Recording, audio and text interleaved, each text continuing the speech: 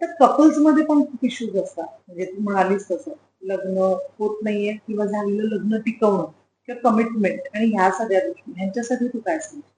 आम्ही असं मानतो की आपल्यात दोन एनर्जीज आहेत, मेल एनर्जीज आणि फिमेल एनर्जीज. काही बायका असतात ज्या खूप डॉमिनेटिंग असतात किंवा मुली असतात त्या खूप डॉमिनेटिंग असतात बिकॉज त्यांच्या आयुष्यात तसं घडलेलं असतं की त्या रिस्पॉन्सिबिलिटीज लहानपणापासून घेतात आणि they are the decision makers आणि they are very high on, आम्ही ज्याला यंग म्हणजे मेल एनर्जी Correct. म्हणतो. Obviously men are dominant on male energy. जर असं व्हायला लागलं की त्या माणसाला काही डिसिजन्सच घ्यायला नाही मिळणार आहेत किंवा मिळत आहेत, लग्न झालंय समजा आणि then there are gonna be clashes. For a woman, तुम्ही जर तुमचीच एनर्जी सप्रेस केलीत so you are not vulnerable, तुम्ही मदत मागतच नाही आहात. For a man, him being dominant naturally is the yang energy, so त्याला ती यंग एनर्जी वापरताच येत नाहीये समजा, तर ऑब्व्हियसली क्लॅशेस होणार आहेत. किंवा एक्झॅक्टली उलट असेल तरी क्लॅशेस होतील की फिमेल एनर्जी मॅन मध्ये, माणसामध्ये फिमेल एनर्जी खूप हाय आहे, तर तो इतका सबड्यूड आहे की त्याला डिसिजन्सच घेता येत नाहीये आणि मग it's entirely on the woman of the house आणि the woman is looking for some support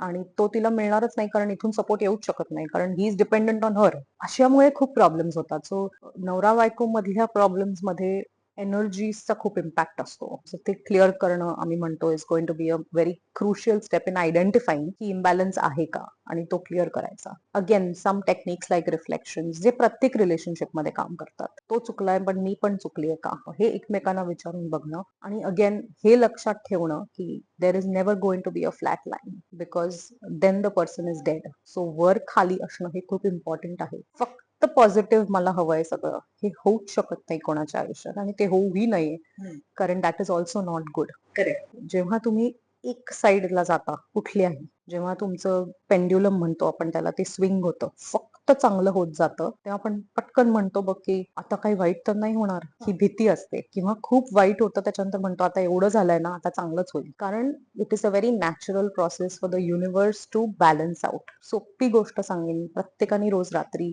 practice करा इज की मी काय वाईट केलं आज, मी काय चांगलं केलं हे तर आपण नेहमीच विचार करतो, पण मी काय वाईट केलं, एकतरी गोष्ट आपण वाईट करतो दिवसभरात, ती जर तुम्ही आठवलीत तर तुम्ही स्वतःला ग्राउंडेड ठेवता आणि ते खूप इम्पॉर्टंट आहे. सो रिलेशनशिप्स मध्ये I think this is the biggest thing.